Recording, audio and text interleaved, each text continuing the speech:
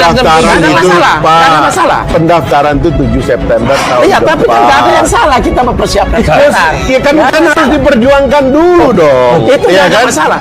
7 September baru pendaftaran. Dari sekarang sampai 7 September tidak ada kejelasan. Saya mau tanya, saya mau tanya Demokrat, jelas dong. rela nggak kalau AHY nggak masuk paket? Kan kalau Nggak mungkin. kita tidak mau hipotesis. Yang sekarang ini ada by default. Jadi Kalau ada sampai perubahan, lain. kalau ada perubahan, Ya, mungkin berpikir lagi yang lain. Iya. Kami justru mendorong. Jadi Gelora ini punya sampai legal tanggal- standing nanti. Gus Coy itu hampir 10 tahun bersama Pak Jokowi menyerang Anda dengan ide-ide yang sangat berbeda dan berdiametral. Lalu gara-gara Anda makan siang, rakyat disuruh percaya bahwa sudah nggak ada masalah. Yang 7 tahun, 8 tahun Anda berkelahi itu. Kalau itu begini. Kan nggak boleh Kalau begitu dong, Pak. Kami bertiga. Jadi semua yang kita omongkan ini, mohon maaf ya, ini omong kosong sebenarnya. Saya mohon maaf. Ya. Karena itulah kejadiannya Ya, sebelum-sebelumnya. iya. Begini, Bang. Nggak ada, memang tidak ada. Itu last minute semuanya berubah. Last minute Nasdem bisa mendrop Anies Baswedan. Last minute Nasdem bisa mendrop Anies Baswedan. Kalau Mas Fakri mengatakan ini bohong-bohongan, enggak lah, kami serius. Kita cek ke publik calon kita itu sejak dini. Jadi kita abaikan masalah nasional, kita abaikan persoalan rakyat. Oh nanti aja itu, kita sekarang lagi ikhtiar, ya kan lagi usaha. Last minute nggak ada. Mahfud MD sudah duduk pakai baju, tinggal dipanggil nggak jadi barang itu bos. Last minute semua. Visi cocok satu kami. pandangan. PKS juga satu pandangan, satu visi, udah. Kita menunggu waktu aja. Jadi nggak usah buru-buru. Katanya suruh sabar. Kapan waktunya? Jadi kita letakkan satu dulu, namanya calon presiden. Selebihnya sabar. Kalau bukan Begini. persoalan negara Pak Andi, saya nggak mempersoalkan. Tapi karena ini persoalan negara, ayo kita persoalkan.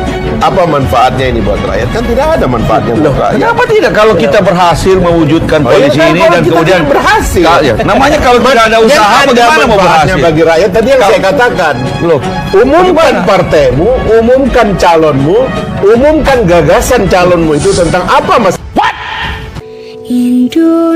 Indonesia sejak dulu kala tetap dipuja-puja bangsa. Gus Coy itu hampir 10 tahun bersama Pak Jokowi menyerang Anda dengan ide-ide yang sangat berbeda dan berdiametral. Lalu gara-gara Anda makan siang, rakyat disuruh percaya bahwa sudah nggak ada masalah. Yang 7 tahun, 8 tahun Anda berkelahi itu. Kalau itu begini. Kan nggak boleh Kalau begitu dong, Pak. Kami bertiga. Seharusnya Anies Baswedan itu diperkenalkan sebagai registered Nasdem.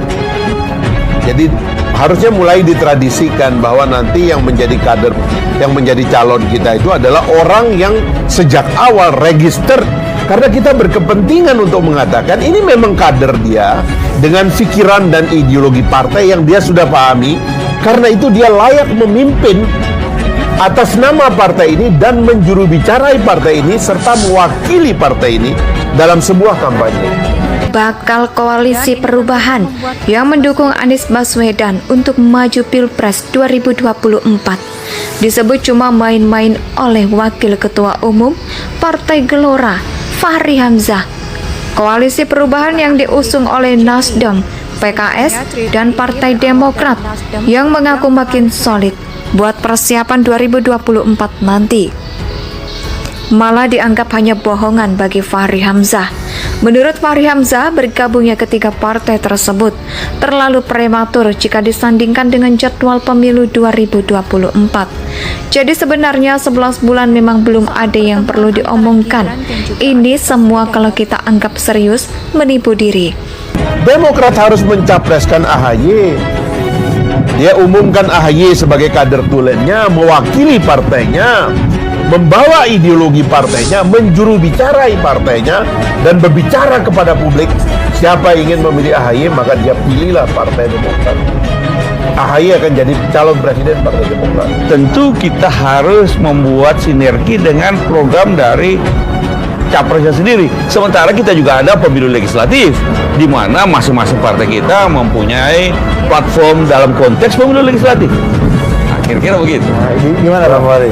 Ya memang kan ini bingungnya kawan-kawan ini kan karena apa namanya, Orang nggak bingung dibilang bingung, Mereka- orang nggak gila dibilang gila. mereka memaksakan ada konsep. Jadi dipaksakan kalimat itu. Ya kita lihatlah samakan sebentar lagi karena di sebelah sana itu ada yang marah, dianggap ini kecepatan. Ya Oh kan? iya, biasa Melawan kan. Pancasila Kan itu dan sebagainya. biasa kan. Jadi Sebelah sana misalnya tuh gimana, kalau nanti tiba-tiba Nasdem keluar dari kabinet misalnya kayak begitu, itu lain lagi itu tarikannya itu. Tergantung madhabnya. Sama apa itu Gus? Kita ini kan bagian dari istihad politik kami.